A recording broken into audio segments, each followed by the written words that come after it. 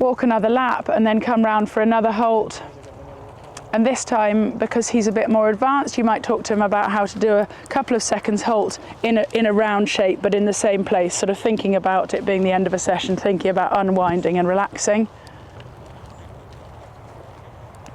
So you can see her hands are nice and forward, keep a decent walk, and then we just quietly bring him to a halt up near the end of the school, near the gate. Good boy.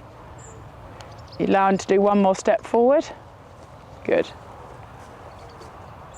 One more step forward. Good. So we just nudge him forward, and so he doesn't be thinking backwards as he goes to halt. We don't worry too much whether he wants to stay on the bit or not. There, that's very good. So he's managed 2 or 3 seconds, and then move him on in the walk.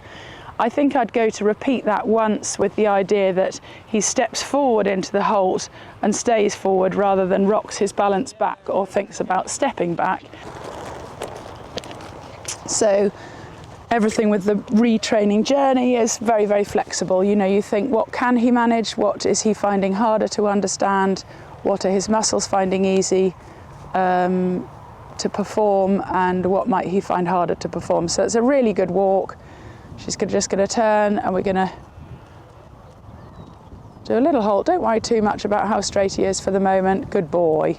Nice forward thinking. Bit noddy, but that's okay, and then walk him on out of it. So I think, you know, as a day one halting lesson, that was pretty exceptional.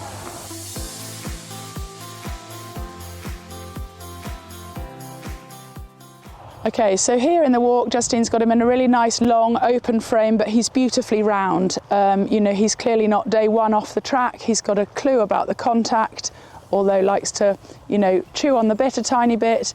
He's quite interested in what's going on around him, looking at his mummy up there, who's proudly videoing.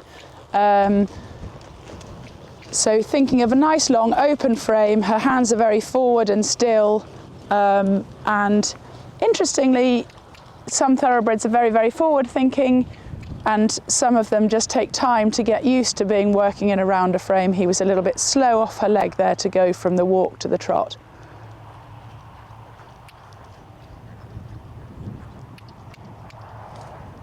She's riding a little serpentine here, thinking about the bend round each turn and the straightness across the middle. Again, working in a gorgeous round frame.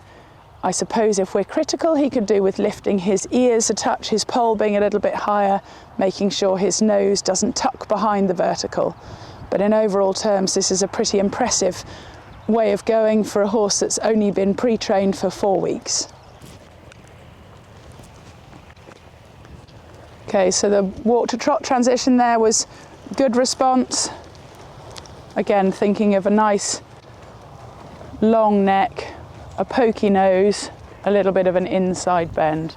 And actually that was a very good responsive transition. Justine's taken a light seat. That was actually a really good transition. He was really responsive there. Really listened to my leg when it just went slightly back behind the girth. Just where he's a little bit weak there in being able to keep the canter on the circle. In that frame, it's quite hard for them in their new muscles that they're developing. Good boy. And quite amazing that a horse could manage a really good balanced canter on a circle, got the correct lead, the correct bend, stayed in a good rhythm and a good balance. You know, he's quite advanced, sort of testament to his temperament, testament to who he's been started his retraining journey with. Claire's very experienced, and it really shows in this horse. Justine here is taking a light seat, which would be what the horse is used to from his racing days, and as he feels ready, she'll just drop her bottom back down into the saddle, but stays, you know, not overusing her seat so that he doesn't find that harder work. That's it. And then just back to the trot. Seemed like a very smooth, easy downwards transition.